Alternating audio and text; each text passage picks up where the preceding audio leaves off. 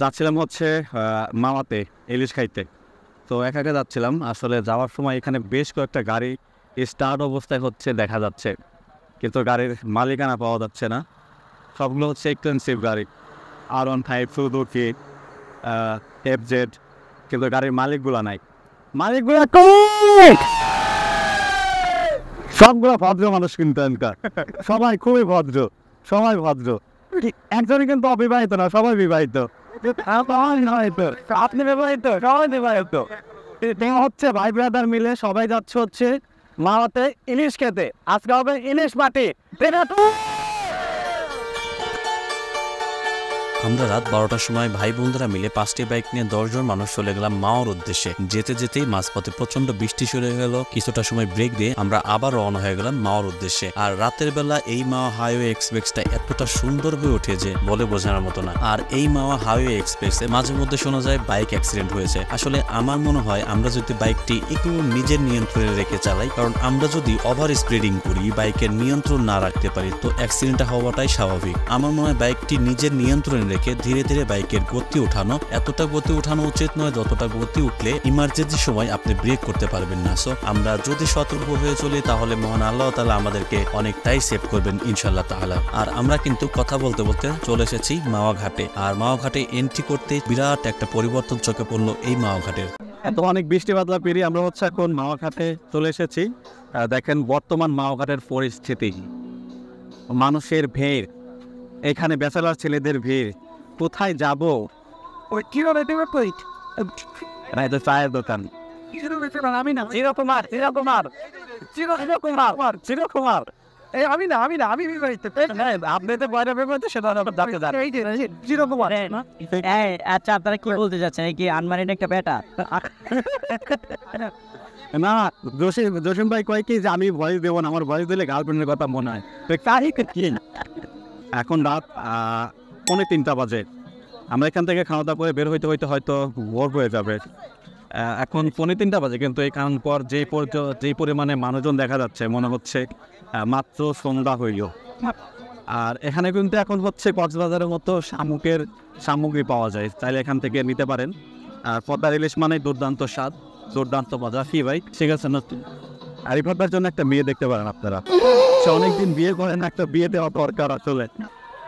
সরে বাবা, এখানকার ভর্তা আইটেমগুলো দেখেন, অসাধারণ অসাধারণ সব ভর্তাগুলো। ভাই তাজা ইলিশ নাই, ওয়াফায়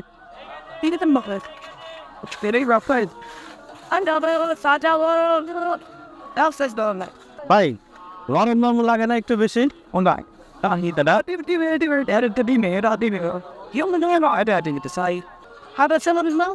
দরদাম চলতেছে, আমি এই সুযোগে একটু আপনাদেরকে দেখাই। এদিকে মনে হয় নাই, মোটামুটি কক্সবাজার সি বিচগুলোর মতো একটা পরিবেশ এখানে কিন্তু এখন দেখা যায়। আসলে কক্সবাজার সি বিচে যে পাশে হচ্ছে গিয়ে ফিশ মার্কেটগুলো হয়েছে, সেই ফিশ ওই রকমই একটা পরিবেশ হয়ে গেছে। মোটামুটি বিভিন্ন জায়গা থেকে লোকজন আসে।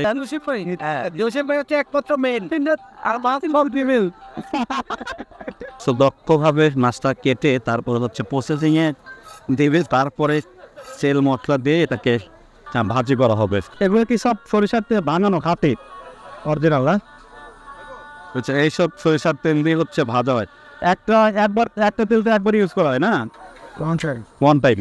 এটা হচ্ছে সব মশলাপাতি হচ্ছে বাবুর্চি শেফ রান্না করে দিবে ওনে আর কি। এখানে কিন্তু আরো কয়েক রকমের মাছ দেখা যায়, কাঁকড়াও আছে, পাঙ্গাস, তারপরে চিংড়ি। এখন আপনি কে তেল করেন? সব কি শেষ নাকি এখন আছে? কি মাছ পাওয়া যায় একটু দেখান না ভাই। চিংড়ি, কাঁকড়া, ইলিশ, পাঙ্গাস। আমরা খেয়ে তারপর হচ্ছে রিভিউ দেবো এখানকার রান্নার কি অবস্থা।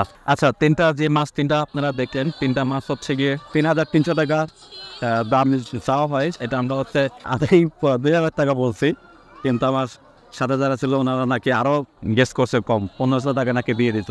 তো আমার মনে হয় না তিনটা মাছ 1,500 টাকায় দিয়ে দিত। আপনার কি মনে হয় জানাবেন আমাদেরকে কমেন্ট বক্সে। আমরা কি বেশি ঠুকে গেলাম নাকি?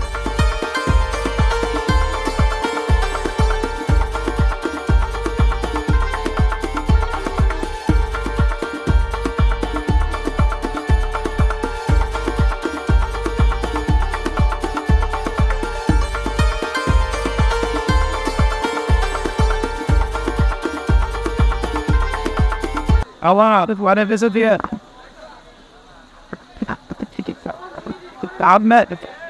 আপনারে তো আমি ঢেউ দেখালাম সেবা ও চোখশি ভাই মানুষ এই যে ওটা স্টাইল থেকে বুঝবে যে আপনি কতটা দক্ষ। হ্যাঁ এটা হচ্ছে মাছ মরচা, আমরা 10 জন। আচ্ছা একটু রেডি করে দেন, আমরা করে কি করে দিব মেল দুর্দান্ত লাগে। কাটা বলে মনে লাগে হ্যাঁ, এই মুড়িতে ভর্তা করা হয়। তো আমাদের মাছ ভাজি শেষ। কি খেতে ইচ্ছা হচ্ছে? আসলে দুর্দান্ত সুন্দর। চলে আসুন না, একদিন চুটিয়ে আড্ডা দেওয়া হবে, জমিয়ে খাওয়ান দাওয়ান হবে। চলে আসুন মাওঘাটে।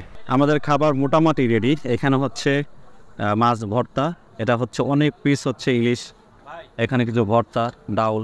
কিন্তু দুঃখের বিষয় হচ্ছে এইটুক পিস হচ্ছে 30 টাকা করে। ভাতের বলে 120 টাকা, ডাল বোনা 120 টাকা, বেগুন ভাজি 30 টাকা। অসাধারণ অসাধারণ। কই যান নেমন মানে ফোটা আর দিয়ে দিব দেখ প্যাকে পাই আর তো কাজ করবেন ওই দিকটা ধরে এমনি ডালে ডাল দিবেন ওরা যে কতদিন খায় না ভাই, আসলে কেমন হয়েছে সত্য রিভিউ দেন তো। আমার কাছে ভালো লাগছে, কিন্তু আসলে কাছে ভালো লাগে না। ভালো লাগছে না? ভালো সেই সেই কেমন লাগছে? হ্যাঁ 100 সে সময় সবসময় এরকমই করে। আপনি ভাই রান্না করলেন কেমন হয়েছে? রাকিব ভাই ভাই রিভিউ দেন। ভর্তাটা খুবই ভালো ভাই।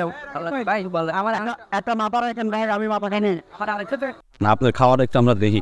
জীবনে যা কিছু আছে একেবারে জীবনের মায়ের ত্যাগ করে খাইতে হবে। খান খান ভাই প্লিজ তবে ব্রেক মারা যাবে না প্লিজ। বিরল মান বিরল বিরল তাই তো হয় মজা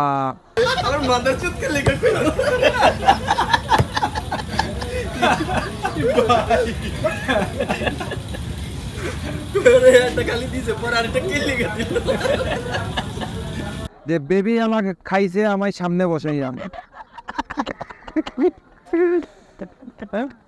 মধ্যে মধ্যে ব্রেক মারে মধ্যে মধ্যে ব্রেক মারে কোথায় মারে এটা হচ্ছে সেফটি ফার্স্ট সাংবাদিকের গাড়ি। দুইটাই কিন্তু খুব দামি একটা গাড়ি, একটা হচ্ছে BMW আর একটা কাওসাকি নিনজা মনে হয়। হচ্ছে এটা হেলমেট, হ্যাঁ এটা হচ্ছে একটা দামি হেলমেট, আর এটা হচ্ছে তালা। হ্যাঁ আপনার অন্য কিছু ভাববেন না। তালার শিকলের মধ্যে একটা কাপড়ও লাগানো আছে যাতে টায়ারে স্কেচ না পড়ে। হ্যাঁ সেফটি ফার্স্ট। এখন হচ্ছে সকাল 5টা 5:30 বাজে, আর আমরা এখন হচ্ছে ঢাকার বাংলা মতো এরিয়াতে চলে আসছি। আমাদের ট্যুর মোটামুটি আজকে কমপ্লিট, আর সবাই হচ্ছে পিছনে দাঁড়িয়ে চা খাচ্ছে। আমি চা এখন খাবো না, বাসায় গিয়ে আসলে ঘুমাইতে হবে। গত 2 রাত একটা না ঘুম নাই, আজকে তো সারা রাত অনেক আড্ডা হইলো, ঘুম হইলো না। এখন বাসায় যা ঘুমাইতে হবে। তো সবার সাথে বিদায় নিয়ে নিলাম। আপনারা ভালো থাকবেন, সুস্থ থাকবেন, আর চ্যানেলটি সাবস্ক্রাইব করতে ভুলবেন না। চ্যানেলটি সাবস্ক্রাইব করে আমাদের সাথে থাকবেন। পরবর্তী ট্যুর ব্লগ অবশ্যই আরও সুন্দর হতে চলেছে ইনশাল্লাহ, সাথে থাকবেন।